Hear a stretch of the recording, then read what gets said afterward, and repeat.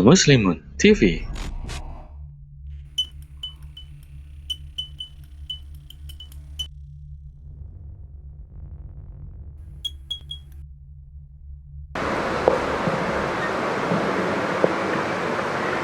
Bismillahirrahmanirrahim. Assalamualaikum warahmatullahi wabarakatuh. Alhamdulillahilladzi anzala sakinata fi qulubil mu'minin liyazdadu imanan ma'a imanihim. Asyhadu an la ilaha illallah wahdahu la syarikalah wa asyhadu anna Muhammadan abduhu wa rasuluh. Allahumma salli wa sallim wa barik ala sayyidina Muhammad wa ala alihi washabihi ajma'in, amma ba'du. Bapak Ibu jamaah al-muslimun yang dirahmati Allah Subhanahu wa taala, yang perlu kita syukuri adalah ketika kita diberi kesempatan oleh Allah beristirahat di malam hari dan bisa terbangun berangkat ke masjid di waktu pagi. Tidak semua orang Pak mendapatkannya. Tapi ini saya tes dulu ya. Ini pada bangun atau tidur ini ya. Kita coba tes dulu ya. Angkat tangannya, angkat. Semuanya angkat tangan. Angkat tangan. Nggak usah digoyang-goyang. Lipat jarinya. Turunkan dengan cepat. Wah, kurang cepat Pak, yang cepat gerakannya. Angkat lagi tangannya, lipat jarinya, yang cepat ya. Belum ya. Belum, ikuti perintah. Tempelkan jempolnya di dagu ya. Dagu. Nah, kan dagu Bapak mana? Nah, itulah kita ya. Berarti masih sebagian tidur ya. Gak apa-apa. Kalau ustadznya salah jangan ikut salah. Ini ustadznya ke neraka ikut-ikutan. Jadi dagu di mana Pak? Nah, sini ya. Kalau ini apa? Nah, citat. Gak apa-apa. Kalau saya coba lagi bisa ya? Angkat tangan, lipat, yang cepat ya. Tempelkan jempolnya di dahi. Ya. Berarti semuanya melek sekarang. Alhamdulillah. Insyaallah. Itulah hidup. Bagaimana perjalanan waktu demi waktu, insya Allah kita akan menyikapinya dengan bijak. Ketua DKM Al-Muslimun beserta seluruh jamaah yang hari ini hadir, para pejabat pemerintah, alhamdulillah. Saya jadi bingung di sini pejabat semua ternyata ya. Alhamdulillah. Saya juga alhamdulillah jadi anggota dewan 20 tahun Pak. Dewan Kemakmuran Masjid. Itu juga anggota dewan ya, lumayan lah. Hari ini kita babnya tentang Muharram penuh makna ya. Ini nggak ada bisa dipencet di handphone ya, nggak usah pakai handphone lah kalau gitu ya. Allah Subhanahu wa taala berfirman dalam surat At-Taubah ayat 46, A'udzubillahi minasyaitonirrajim. Inna iddatash syuhur indallahi 12 syahra. Sesungguhnya hitungan bulan menurut Allah itu ada 12 syahra, 12 bulan. Fi kitabillahi, yang telah ditetapkan oleh Allah dalam Al-Quran itu. Yauma khalaqas samawati wal ard, pada saat penciptaan langit dan bumi. Minha, dan daripadanya Allah jadikan arba'atun hurum, 4 bulan haram. Kemudian Rasulullah SAW menyampaikan 4 bulan haram itu 3 tersusun, 1 terpisah. Yang 3 tersusun apa Pak? Bulan apa? Ya Pak? Dzulqa'dah, Dzulhijjah, Muharram. Yang 1 terpisah, Rajab. Ini minha arba'atun hurum. Jadi bulan haram yang ada di dalam Al-Quran ada 4 disebutkan. Yang pertama adalah Dzulqa'dah, 2 Dzulhijjah, 3 Muharram, dan 4 Rajab. Apa yang diharamkan di sana? Salah satunya berperang, bersengketa, bermusuhan, perpisahan. Pernikahan boleh? Boleh. Nah, itu nikahlah bulan Muharram. Kalau yang sudah, nikahlah lagi. Ya. Sudah tapi pisah maksudnya, nikah lagi. Istri jangan banyak-banyak, Pak. Cukup satu aja, ya. Kasihan istri kita. Satu di Bogor, satu di Bandung, ya. Yang penting satu lah. Ya Bu ya, maaf ya Bu. Kalau nggak satu istiqomah aja lah Pak Bowo ya. Istiqomah itu istri 3 kompak semua, ya. Jadi ngebahas istri isuk-isuk. Baik, 4 bulan haram dan yang lebih banyak sejarah itu adalah bulan Muharram. Apa istimewanya bulan Muharram? Maknanya apa yang terkandung di dalamnya? Pertama, bulan Muharram itu bulan diselamatkannya para nabi dan rasul oleh Allah Subhanahu wa taala. Nabi Adam dan Siti Hawa itu melakukan pelanggaran dulu di surga. Apa pelanggarannya, Pak? Mendekati buah khuldi. 1 kali pelanggaran, 1 kali dosa, Nabi Adam dan Siti Hawa dikeluarkan oleh Allah dari surga. Ini Nabi Adam dan Siti Hawa dosanya 1, dikeluarkan dari surga. Kita berdosa tiap hari, ingin masuk surga. Terus lubangnya dari mana? Yang 1 kali dosa dikeluarkan oleh Allah dari surga. Ini kita dosa tiap hari, tiap waktu, terus mengharap surga. Kalau lagunya Abu Nawas apa? Ilahilas turil firdo si ala wala akwa ala naril jahimi. Itu kira-kira di mana posisinya? Ke surga nggak pantas, ke neraka belum nggak kuat. Kira-kira di mana? Berarti di tengah-tengah tuh kelayang gitu. Ya itulah kita. 1 kali dosa Nabi Adam diturunkan oleh Allah dari surga ke bumi. Kita berkali-kali bikin dosa ingin masuk surga, masya Allah.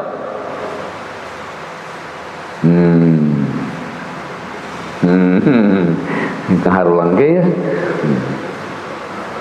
Nabi Adam diturunkan oleh Allah dari surga ke mana? Ke bumi. Di mana buminya?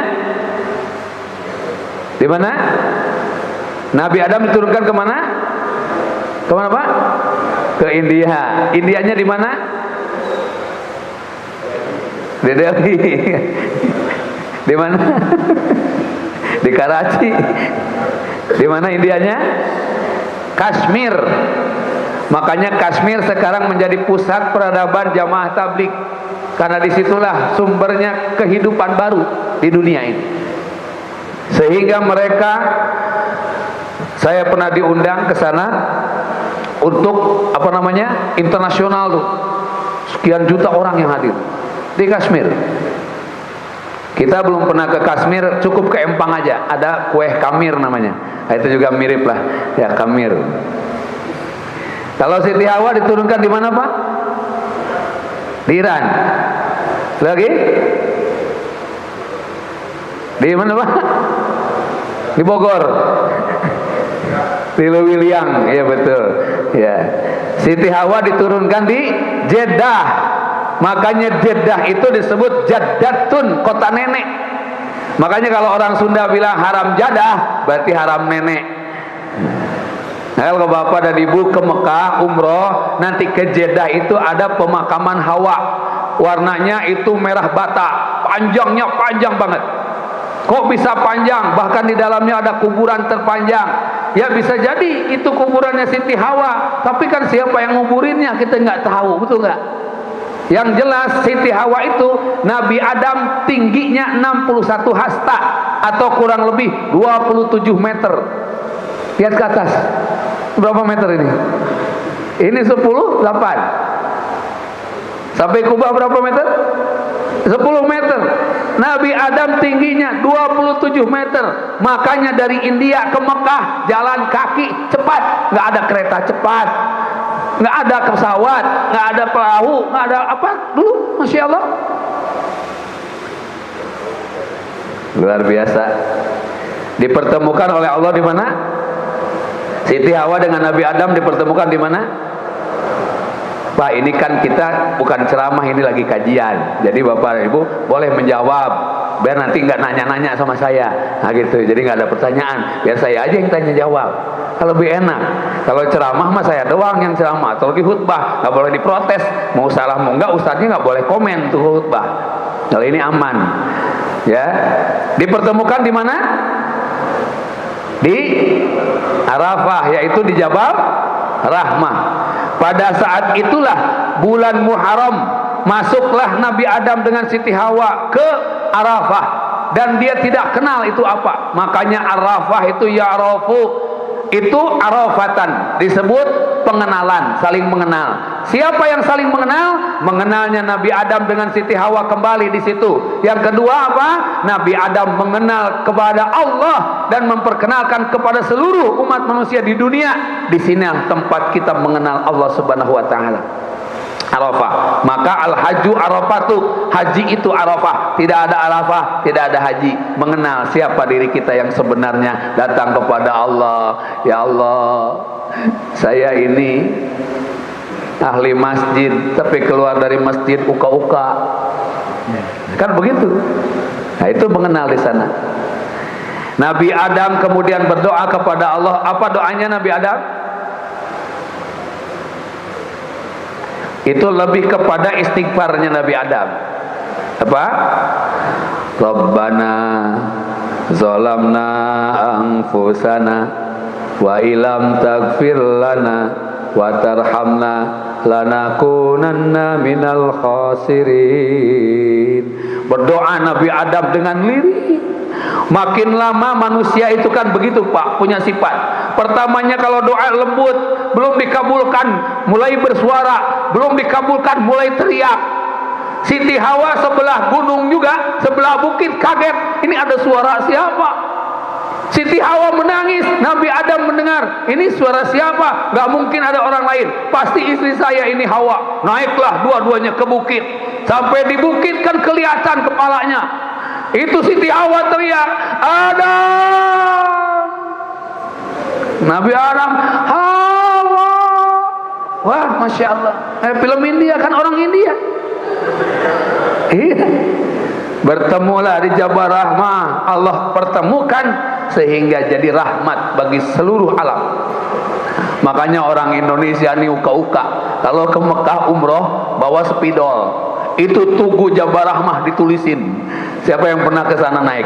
Ada tuh tulisannya. Ya, misalnya Edi Juwita, misalnya gitu ya, pakai lope tengahnya supaya dia menikah. Masya Allah, hitam itu konon. Kenapa katanya batu itu, tugu itu menjadi hitam bawahnya? Karena dosa-dosa manusia.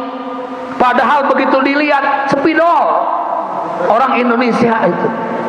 Makanya sekarang ditutup tuh, tidak boleh, mamnu di situ, dilarang, nggak boleh ada spidol, ditutup dengan kain hitam. Orang Indonesia bawa spidol putih, tulis lagi itu, dunia lain itu. Saya kalau ke sana kaget, itu ditutup, dipagar sekarang supaya nggak disentuh batunya. Di batu pijakan, ditulis juga nama-nama dia itu, orang Indonesia itu. Makanya mutawif atau tour leader atau ustad kalau lagi manasik jangan ngasih tahu, tulis-tulis di sana, pada bawa spidol ke sana. Bener, dan juga mengalami. Ada yang paling lucu itu Pak. Saya punya jamaah orang Bekasi, namanya Pak S. Nah, saya nggak sebutin ujungnya, ya bisa jadi ada di sini orangnya. Khawatir saya, jadi gibah. Tapi kalau di sini jadi berkah. Nah, Pak S ini berangkat haji dengan istrinya. Dia datang ke ustadznya di Bekasi, ustadznya ngasih doa. Kata ustadznya, kamu banyak masalah dengan istrimu ya? Iya. Terus kamu mau ke haji? Iya. Saya mau bawa istri saya biar di sana tambah berkah. Mudah-mudahan gak ada masalah pulang dari sana. Ya sudah, saya kasih doa, dikasih doa. Naiklah dia ke Jabal Rahmah, berdoalah suami itu. Berdoa istrinya di belakang, mama sayang, aminkan ya supaya kita tetap rukun. Iya sayang. Doalah suaminya, Allahumma inna nas'alukal zaujataini Kata istrinya, amin.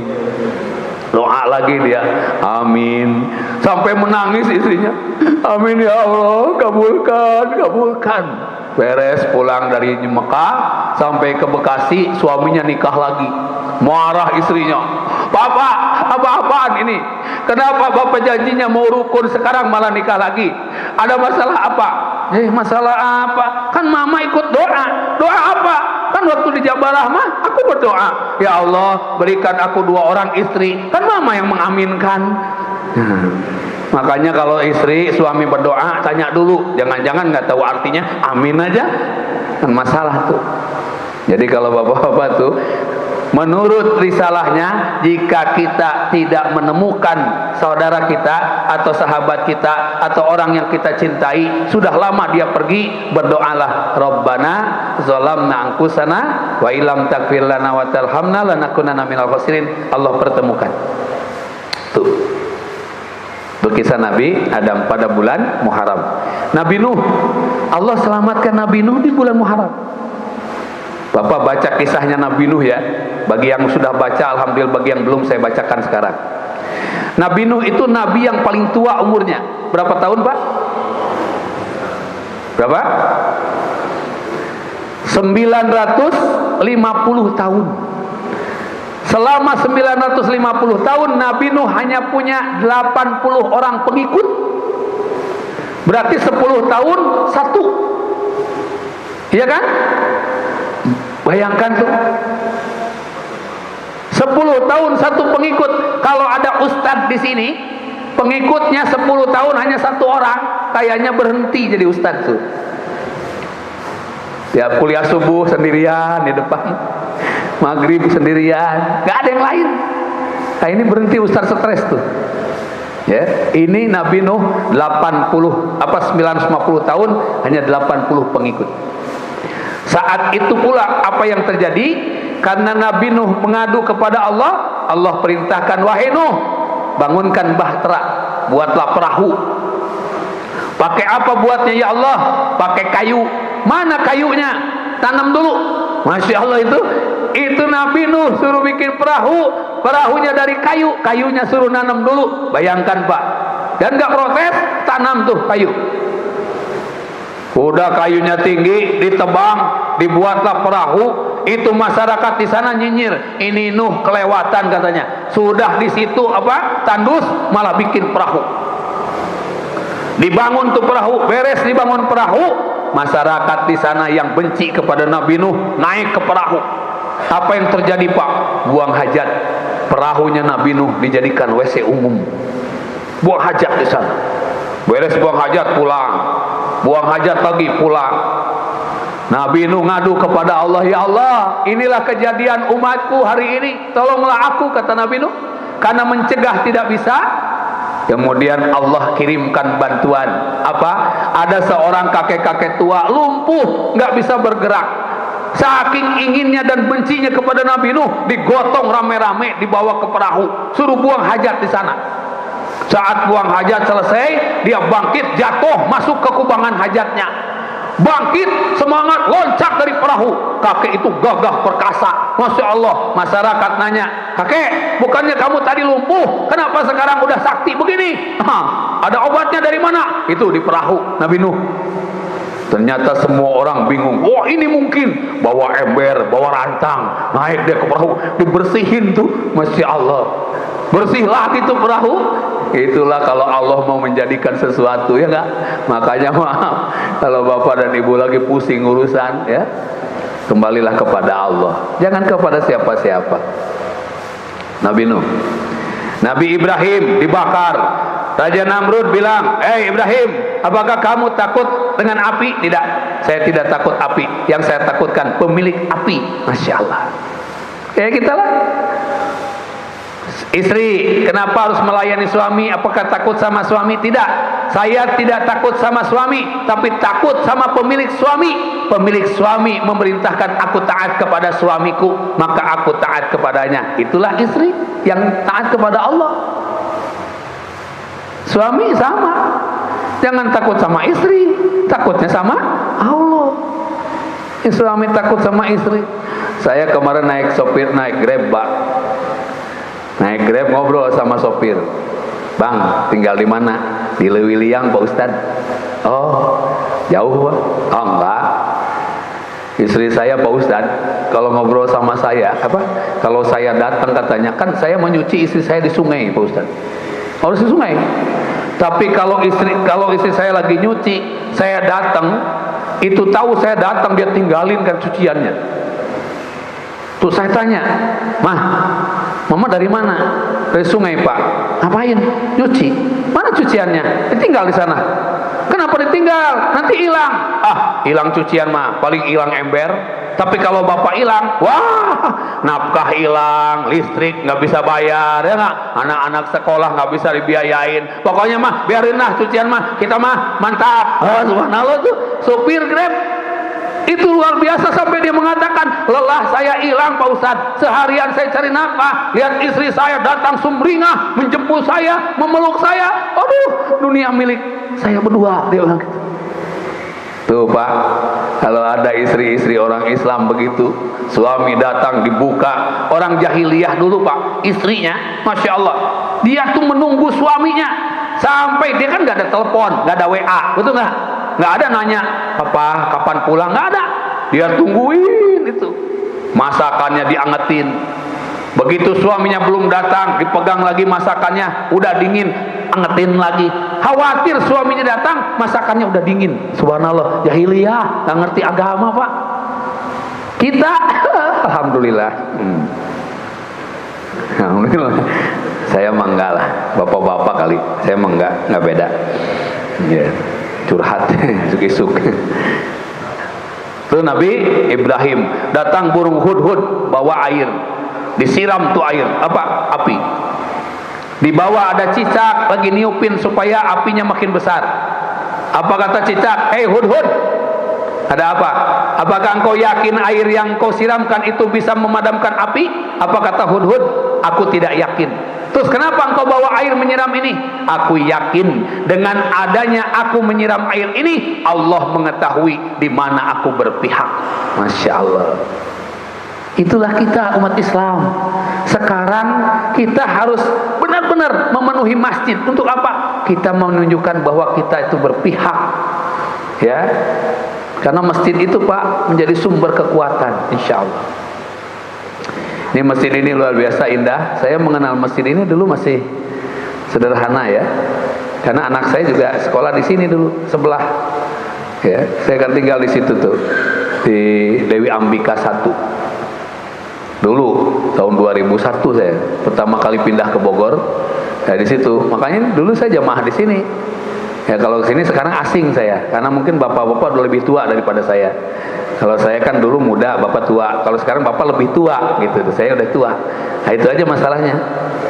Saya tinggal di sini Pak lama dulu ya. Saya sholatnya di sini dulu. Alhamdulillah. Udah jadi ustadz, tapi bagian ngerukiah dulu. Ya, belum bisa ceramah, ngerukiah gitu Pak. Ya ada orang kesurupan dipegang, alhamdulillah. Jinnya ngomong, pulang malu sama ustadz. Nah gitu tuh. Nah, kalau sempat sekarang ngerukiah, alhamdulillah. Kalau habis ngerukiah di rupiah Pak, lumayan. Habis ngerukiah dapat rupiah begitu ya.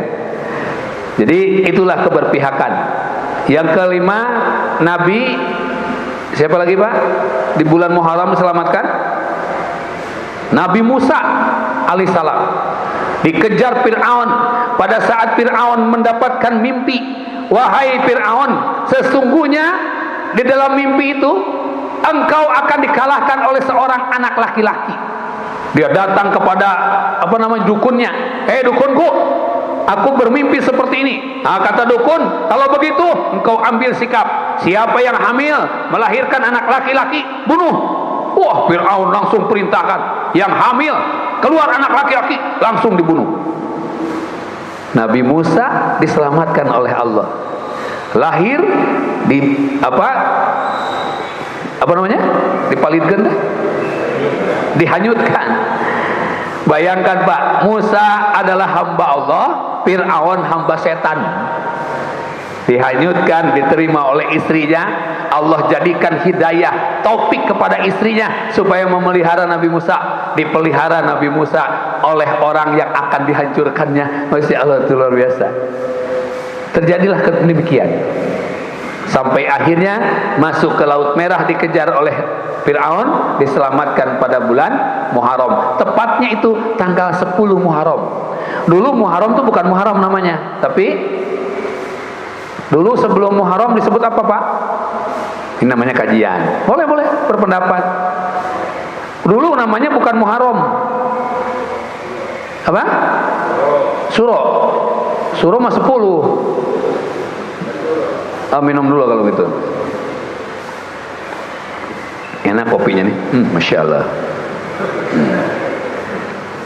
Tapi kopi nggak boleh, cukup ini aja.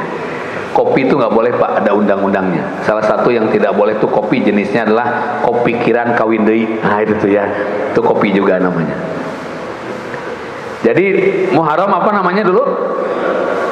Awalus Syafar. Jadi Muharram itu awal Syafar. Setelah Muharram, awal Syafar, baru Safar. Kalau sekarang kan ada apa namanya? Jumadil awal, Jumadil akhir. Nah itu Safar apa Muharram itu namanya awalus Syafar. Safar pertama, jadi Safar keduanya Safar. Ya, Muharram. Kemudian yang keenam itu Nabi Yunus diselamatkan oleh Allah dari ikan. Itu pada bulan Muharram. 40 hari 40 malam dalam kegelapan di dalam perut ikan, digoyang sana sini, tidak dapat makanan, tidak dapat apa. Masya Allah, berdoa Nabi Yunus. Apa doanya? La ilaha illa anta subhanaka inni kuntu minaz zalimin. Pak, saya punya sahabat jatuh bangkrut usahanya, ditinggalkan istri.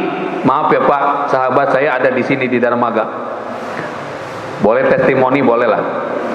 Dia kena musibah, usaha dengan temennya, termasuk saya juga rentetan yang kena musibah waktu itu. Beliau ini 42 miliar Pak, kena musibah. Kena musibah 42 miliar, 4 rumahnya dijual, 8 mobilnya dilepas. Pokoknya dia habis-habisan. Sampai istrinya kabur, tidak balik lagi. Istrinya kabur. Dia ngontrak di Yasmin. Ya, Yasmin sebelahnya, pokoknya dari Yasmin tapi belakangnya Yasmin juga. Kalau BNR kan ada dua, Bogor Nirwana Residen sama belakang Nirwana Residen. Nah itu BNR juga. Nah ini Yasmin sebelah. Saya waktu kuliah subuh dia datang ke saya, dia bilang, Pak Ustadz, kenal saya nggak? Astagfirullah, itu kurus Pak, kayak lidi bener-bener, tinggal tulang, saking stresnya. Saya bilang, Pak, kenapa begini? Ya Pak Ustadz tahulah. Kalau begitu saya mau kasih satu doa, boleh nggak? Saya mau udah ribuan doa Ustadz, dari kiai ini kiai itu, sampai saya ke Banten kemana. Tujuannya apa? Nangkep orang yang nipu saya. Oh itu salah. Nah akan ketangkep. Meskipun orangnya ada di Bogor, dia lebih banyak duitnya. Tuh doanya apa tuh? Minta pertolongan kepada Allah supaya Allah menolong. Biarkan saja dia mah nanti masuk penjara di penjara. Terus saya gimana Ustaz? Ya kan mau selamat, minta kepada Allah. Apa doanya? La ilaha illa anta subhanaka inni kuntum minaz zalimin. Bangun di waktu malam, tengah malam gelap gulita, sebagaimana Nabi Yunus di dalam perut ikan. Disitulah bertahanus. Doa kepada Allah yang khusyuk. Subhanallah Pak, Bapak buktikan hari ini dia proyeknya miliaran. Istrinya Pak 22 tahun. Subhanallah. Iya, istrinya. Kenapa? Karena istri yang tuanya kan kabur. Ya, ditinggalkan dia. Sekarang 22 tahun, hafal Quran 30 juz, anak seorang ulama. Masya Allah. Dia sekarang usahanya melejit. Sampai mengatakan ke saya, Kang, mobil saya pakai aja tuh, lumayan buat akang ustad. Subhanallah, ente baheula mah cerik-cerik. Nah, bagi yang bapak dan ibu mungkin yang sedang dalam kesulitan, gak usah ngacung, gak usah ya. Kita tahu ke wajah-wajah orang sulit di sini ya. Nah, termasuk saya ngomong mungkin ya. Datanglah di waktu malam kepada Allah di gelap gulita itu, bacakan doa itu berulang-ulang dan khusyuk bahwa saya ingin diselamatkan oleh Allah. Bukan mencari orang yang ngambil duit kita, bukan mencari orang yang nipu kita. Nggak perlu, itu mah biarin aja, hukum Allah juga berjalan, betul nggak? Tapi minta kita diselamatkan Allah, Allah kasih rahmat dan ridhonya kepada kita. Subhanallah, orang ini ada di Bogor, Masya Allah, saya ketemu dia, Kang, ada apa? Saya punya airsoft gun, mau nggak? Hah? Buat apa? Hadiah buat Akang. Mau nggak mau. Subhanallah Pak, kemarin datang ke sini ke tempat saya, sekarang sudah pakai Range Rover Epoch. Waduh, luar biasa. Saya bilang luar biasa. Allah yang nolong saya, bagus. Makanya jangan terpesona dengan masalahnya, jangan terkungkung dengan masalahnya, karena masalah bisa selesai dengan pertolongan Allah. Baca doa itu Muharram. Amazing Pak ya, bulan Muharram. Jadi yang pertama apa hikmahnya? Muharram bulan istighfar, perbanyak tobat kepada Allah di bulan Muharram. Perintahnya surat Al-Imran ayat 133 134. Hafal Pak?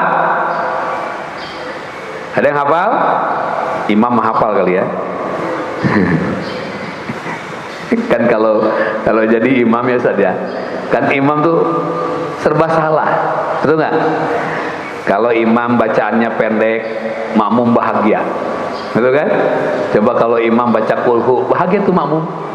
Qul huwallahu ahad, Allahu somad, ikutan. Kalau imam bacaannya panjang, stres tuh makmum, ya. Kalau baca Al-Ghoshiyah dia tahu ujungnya.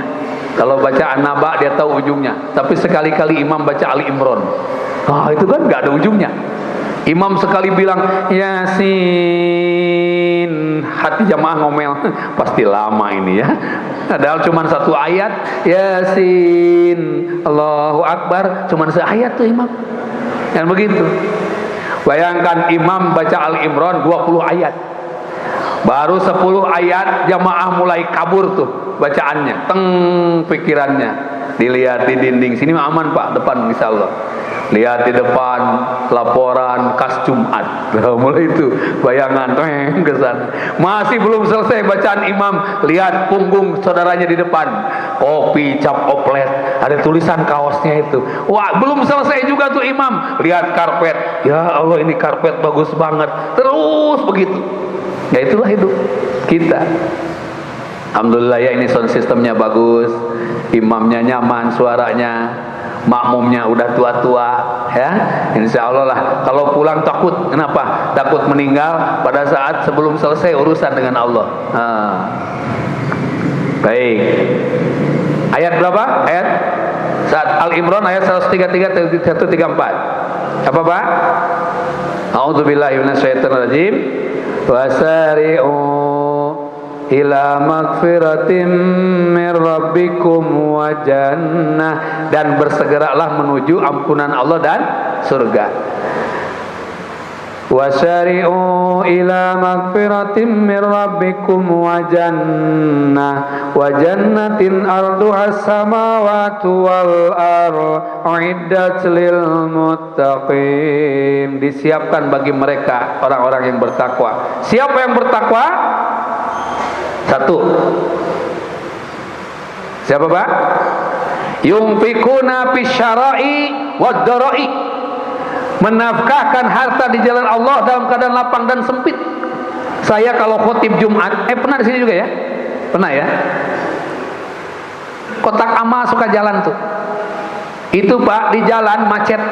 Kotak amal jarang macet, lancar. Jarang ada stopan. Jarang ada stopan. Kan saya khutbah begini. Liatin, kelancar amat. Makanya saya menyarankan DKM bikinlah kotak amal itu dari besi, beratnya 25 kilo, tapi pakai roda, rodanya pakai sensor, didorong susah, diangkat berat. Kan bayangin di depan kita Pak, ini berhenti, didorong susah, diangkat berat, kata yang sebelahnya nggak punya duit, kan gitu. Itu pakai sensor, jika duit masuk dia jalan, neng gitu. Kalau nggak ada duit dia diam. Bayangkan Pak, nanti ngomong, pinjem duit dong 2.000, gitu tuh, pinjem lah. Kok maksa Pak? khudh min amwalihim shadaqatun tutahhiruna biha. Ke WC umum saja gak berani masuk kalau nggak bawa duit. Masa ke surga nggak bawa duit? Aneh. Halo. Yang mau kudu dipolototan ke ustad teh. Urang ka WC nggak bawa duit Pak, gelisah. Eta apalagi tukang jaga WC. Molotot. Ngomong pura-pura, "Duh maaf, dompetnya ketinggalan." Leungit we, balik lagi. Coba bayangkan kalau di sini malaikat pada jaga Pak, di depan masjid sini pada jaga malaikat. Liatin, kenceleng diliatin sama malaikat. Stres kita, malaikat misalnya menghadirkan dirinya, menampakkan.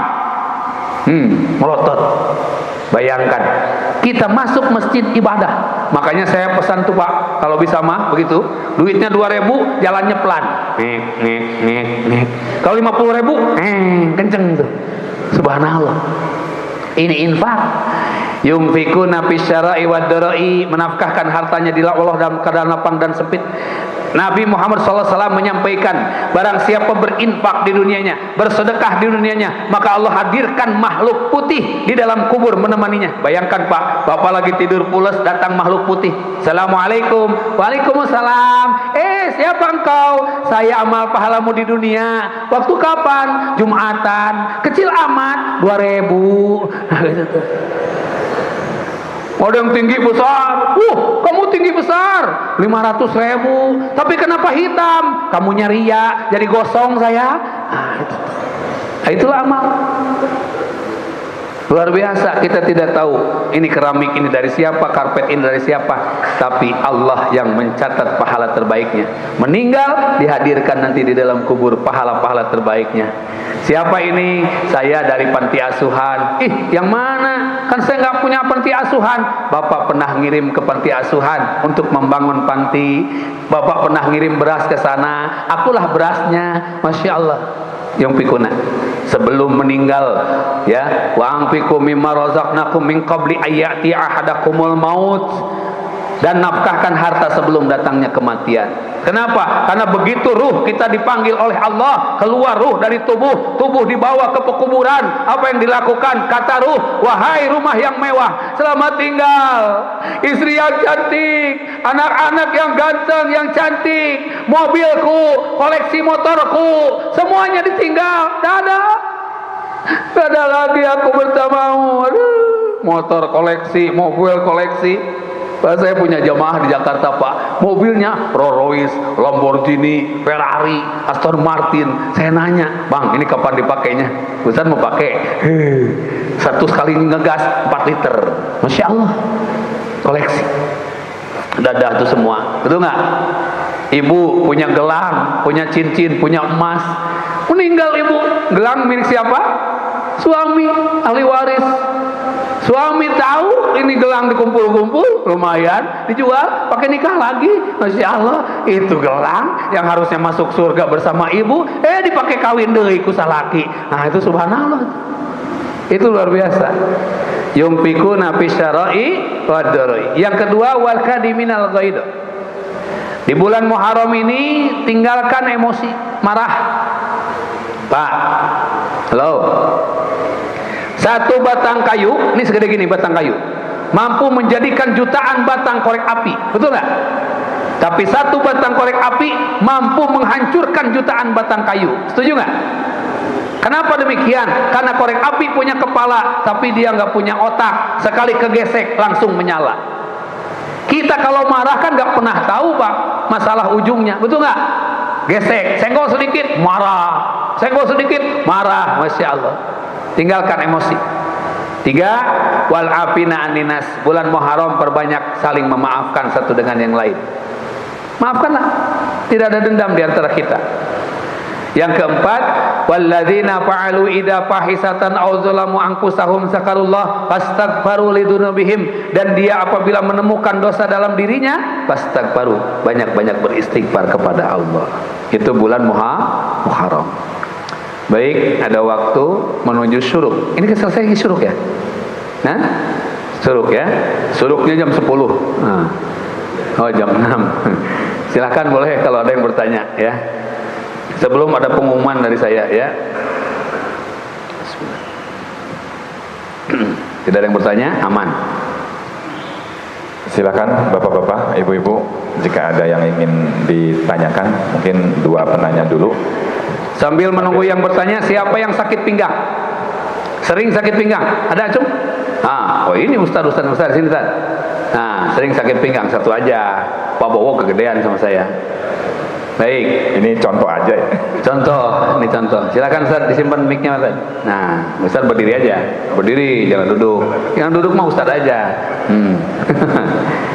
Ini nanti insya Allah Bapak dan Ibu, kita bisa terapi tubuh kita dengan sholat, ya. Gerakan sholat untuk kesehatan. Nanti suatu waktu saya ajarkan senam sholat. Dan senam sholat ini subhanallah, ya, menyembuhkan berbagai penyakit.